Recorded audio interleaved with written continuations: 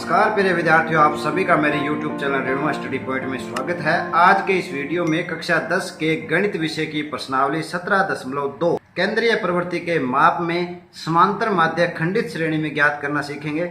इससे पहले इस प्रश्नावली के 3 वीडियो अपलोड किए जा चुके हैं। यदि आपने वो नहीं देखे तो आप उन्हें देख लेंगे ताकि ये वीडियो आपको अच्छी तरह से समझ आ सके। तो चलिए शुरू करते हैं आज का वीडियो।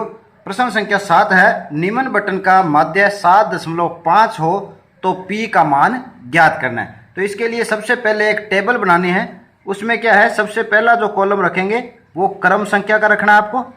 दूसरा जो चर का मान दिया हुआ है x, तीसरा कॉलम बारंबारता का, चौथा जो कॉलम बनाना है वो नया कॉलम बनेगा, वो क्या होगा f गुणा x का कॉलम है। तो ये 4 कॉलम इस प्रश्न के लिए आपको आवश्यक है। तो इस तरह से 4 कॉलम बना लेंगे। अब क्या करना है कि जो दिए हुए मान है वो लिख देते हैं। क्रम संख्या 1 x है 3 और f है 6, तो इनका गुणा कितना हो जाएगा 3 छिक्के 18।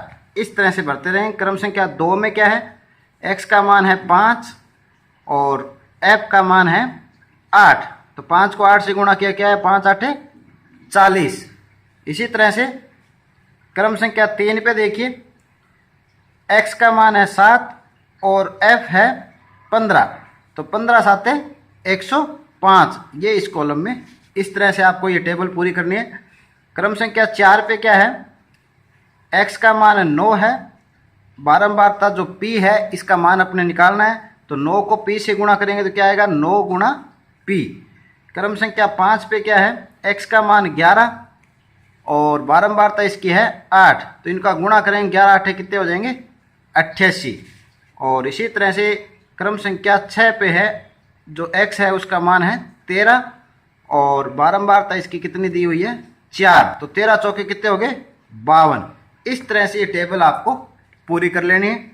अब देखिए, अब जो बारंबारता का योग आपको कर लेना है, यानी कि f के कॉलम का जो योग है उसको करना है। उसको क्या लिखेंगे, सिग्मा f।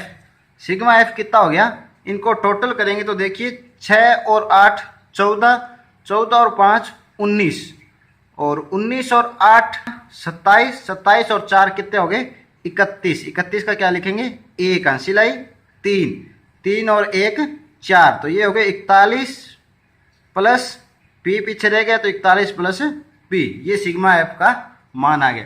इसी तरह से इस पूरे कॉलम का योग करेंगे, उसको क्या बोलते हैं sigma F x. Sigma f गुणा x का योग। तो जोड़िए इसको, 8 और 5 13, 13 और 8 21, 21 और 2 23। 23 का क्या लिखेंगे 3 अंशलाई 2, 2 और 5 7, 7 और 8 15 और 15 और 4 19 और 1 20 का अंशल, 20 का शून्य अंशलाई 2, 2 और 1 3। ये हो गया 303 प्लस ये p बड़ा पद भी जोड़ना है प्लस 9p। तो ये आपका इनका योग आपको इस तरह से कर लेना है।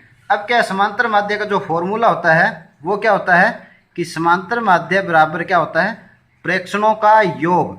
तो क्योंकि यहाँ पर जो आंकड़े हैं वो खंडित श्रेणी में है, इसलिए जो प्रेक्षण है वो कैसे प्राप्त होते हैं, x और f के गुणा करने से प्राप्त होते हैं। तो इनका योग क्या हो जाएगा सिग्मा एफ एक्स बटा प्रेक्षणों की संख्या, यानी बारंबारता कितनी है सिग्मा f। इनका मान रखेंगे। तो आप देखिए इन सभी का मान अपने पास है। x बार का मान है जो दिया हुआ है 7.5, यानी समांतर माध्य क्या दिया हुआ है 7.5। तो यहाँ लिख दीजिए 7.5 बराबर सिग्मा एफ एक्स कितना हो गया 303 प्लस 9p बटा सिग्मा f कितना है 41 प्लस p। अब देखिए इसको सरल करेंगे तो जब इस तरह से कोई पद हो तो इनको सरल करने के लिए क्या करना है, इनका वज्र गुणा कर देना है। तो यहाँ लिख देते हैं वज्र गुणा करने पर। वज्र गुणा का अर्थ है तिरछा गुणा। तो 41 प्लस p को 7.5 से करेंगे और 1 को 303 प्लस 9p से।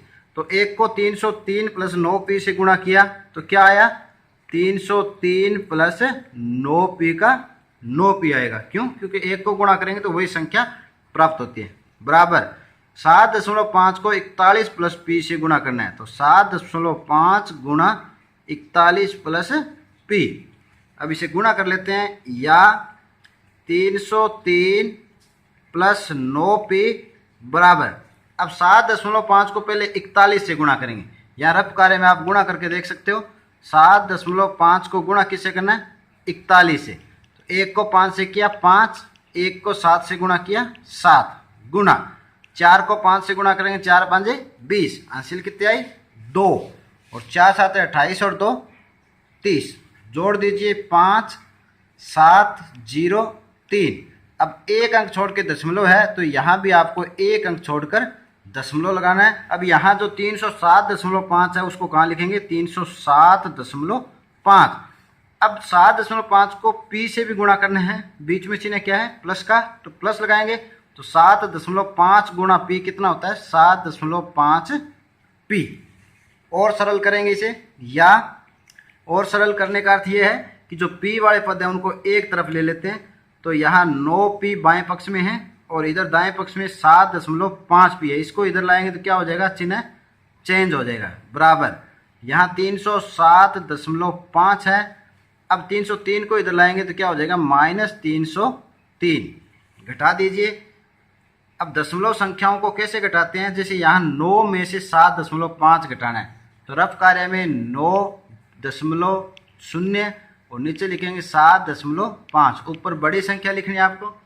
अब 10 में से 0 में से 5 घटेंगे नहीं, तो कितने हो गए? 10 में से 5 घटाने पे 5, दशमलव का दशमलव लगाना है। और यहाँ 8 है, 8 में 7 के 1, यानी कि 1.5p बराबर। अब ये भी दशमलव वाले संख्याएं हैं, तो इनको कैसे घटाएंगे? आप सिंपल सीधा यहाँ से भी घटा सकते हो। जैसे दशमलव के बाद 5 अंक है और इधर दशमलव के बाद 0 है, कुछ नहीं है, इसका मतलब 0। तो 5 में से 0 को घटाएंगे तो क्या आएगा? 5, दशमलव का दशमलव। 7 में से ये अंक घटाएंगे 3, 7 में से 3 गए 4। यहाँ 0 है, 0 में 0 घटाया 0, और 3 में से 3 घटाया 0, यानी 4.5 बचे। या इसको और आगे हल करेंगे, या p बराबर क्या हो जाएगा? 4.5, ये 1.5 गुणा में, तो इधर आ जाएगा 1.5।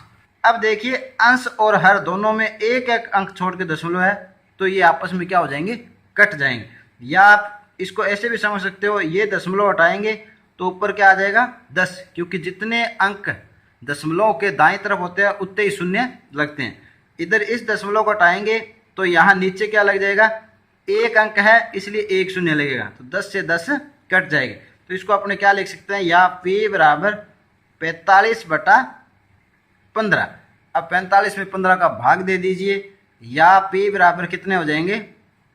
15 तिया 45। अपने को p का मान प्राप्त करना था, तो लिख देते हैं, अतः p बराबर 3। ये क्या होगा? आपका आंसर होगा। तो इस तरह से इन प्रश्नों को हल करेंगे। तो उम्मीद करता हूं कि आज के वीडियो में समझाया गया समांतर माध्य का जो प्रश्न है आपको अच्छी तरह से समझाया होगा। यदि आपको ये वीडियो अच्छा लगे तो अपने दोस्तों में लाइक और शेयर जरूर करें। तो आज के लिए इतना ही, मिलते हैं अगले वीडियो में समांतर माध्य के शेष प्रश्नों के साथ। तब तक के लिए धन्यवाद।